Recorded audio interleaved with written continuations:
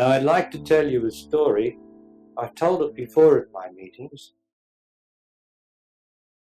but I shall tell it again because it is so important with what I'm talking about, this extraordinary potential that is in woman's body and man's body. The principle of man in man's body and the principle of woman in woman's body.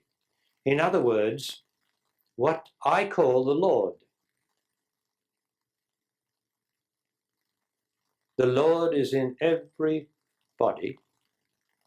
The Lord is the great executive of God in existence.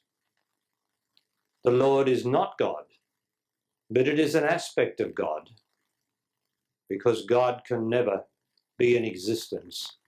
But the executive of God is the Lord, and the Lord lives in every single human being.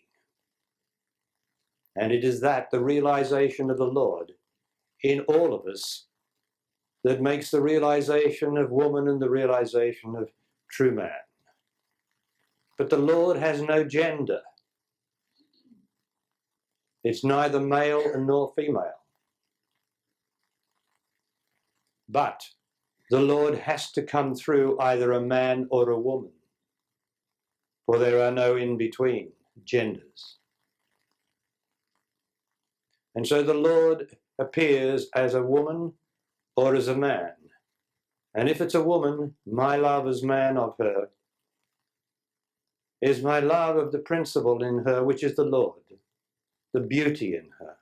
For the Lord is indeed beautiful, being an aspect of God, either in man or woman. But the Lord has no gender and is attributeless. So it has no attributes. And so the finest thing for a man or woman is to give up the human assertion, the human fears, the human being human has worry and doubts and fears, because they're all assertions.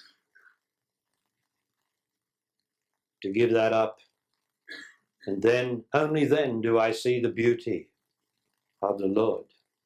When I am worried with self-concern, with my own wanting and trying, when I am worried with that, how can I see the Lord? I see the Lord by surrendering all my assertiveness as a man or a woman. Now, the story I'm going to tell you, as I said, I've told before at my meetings, but it's very important here today to what I'm talking about, so that you really grasp this. For if the whole human race could grasp what I'm going to say, there would be a different life on this earth, not a life of unhappiness and misery and wretchedness that comes from time to time, but a life of realization of the Lord and of God and of love in this very existence. Now, about 35 years ago, when I was a young man, I loved a woman so deeply, and so, I can't even say deeply, because I just loved her as God.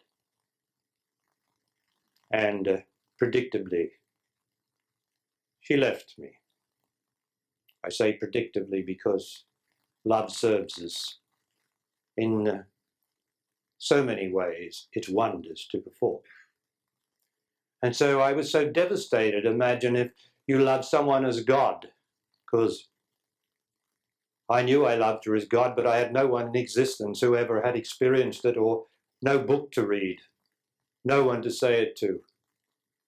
It would sound as though I was just deluded, because in those days, of course, there was no New Age. There were all the knowledgeable people hadn't got knowledgeable around us. And all I had was my true experience of this extraordinary love of woman as man, love of woman as God. So I had no one to refer to, but the point was that I couldn't stand it. I was so devastated, as you can imagine, that she had left me, and I did not have the knowledge to know that it was not in this individual woman that I loved. It was something else. But at any rate, I was in an ordinary situation when suddenly I had a vision. And the image of this woman appeared in front of me.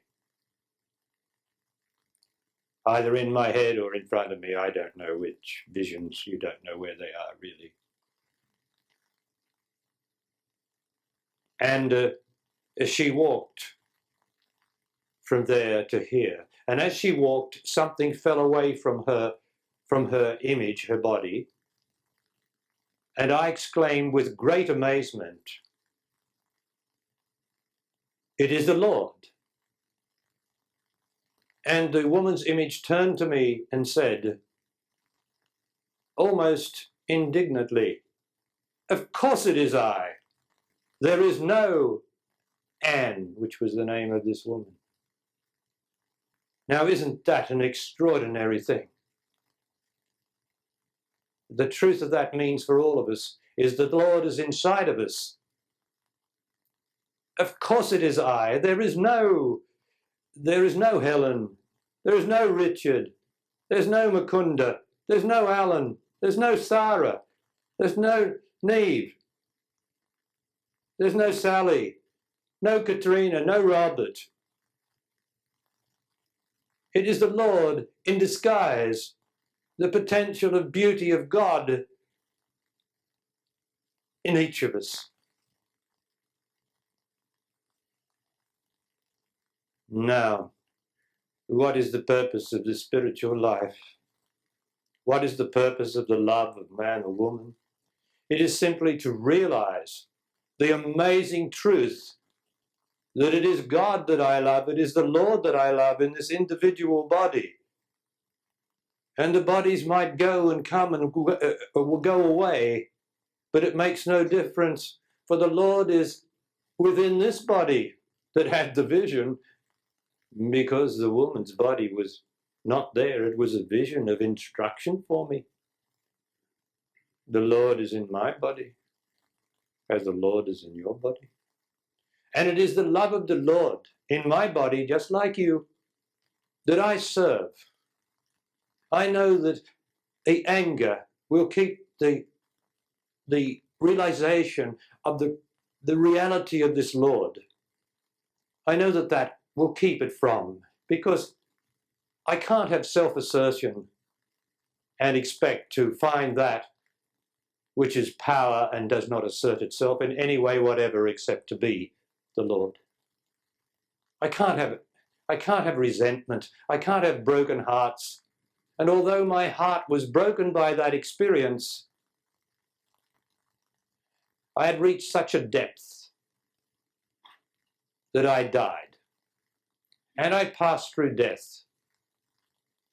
Because most people, when they lose a loved one that they say they really love, and that's fair enough, they love them humanly, you see. They don't love them as God. And so they survive. You have a broken heart, your lover leaves you, but you'll survive, don't worry. The thing is not to survive, to die. And that happened to me psychologically because I couldn't stand it. I died psychologically. And what do you know? I passed through this realm in the psyche, invented by man and woman's imaginations of the need to survive and the fear of death. I passed through that level in the psyche, and I realized immortality, that there is no death, because I died. Instead of surviving with my pain and unhappiness, with my thoughts about the woman, with my lamentations, with my emotional fears that I'll never be able to go on, all this human stuff, I couldn't stand it. I died psychologically. And I passed through this level of no experience, which is death, because death is no experience. Psychologically, this happened to me. And I realized life. Ah, what a beautiful thing to be one with all of life. A thing that never leaves you once it happens. And I was one with all life. Because I had to be able to tell you people And that's why it happened to me, that I had to be able to tell you people the truth of life. That's why it happened to this body and this mind, so that I could, because this body and this mind knew that I was going to be a world teacher. I didn't know such a miracle could possibly happen to this rather silly little man. But it happened so that I could teach you, tell you, not even teach you, but tell you what you are doing through the wonder of the miracle of the vision of the Lord that I have had in this body, and it has never left me. And so I can talk about any aspect of the love of woman, or man's love of woman, or the love of man, because the Lord informs me every moment from within. So now you know what you are doing in your spiritual life, that the light of the Lord is the light of the joyousness of well-being, to be able to well-be instead of unhappy and worried, because it doesn't matter what you're unhappy and worried about, it's going to pass. Nothing that you've ever had has not passed, and it will always pass.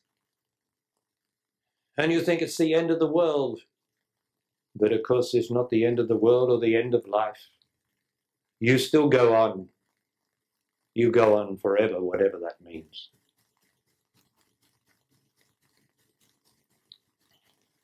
So please know that the light inside of you, when you are in love, it is the Lord, the light of the Lord. When you say what a beautiful day it is, you are seeing the light of the Lord in the reflection of what is around you. When you are light-hearted in the sense of joy or rightness, or singing just because it is you're in your well-being, it is the light of the Lord that's in your body. But when you are depressed, when you are moody, when you are wanting and unhappy, then it is the darkness of the human condition, of self-assertion,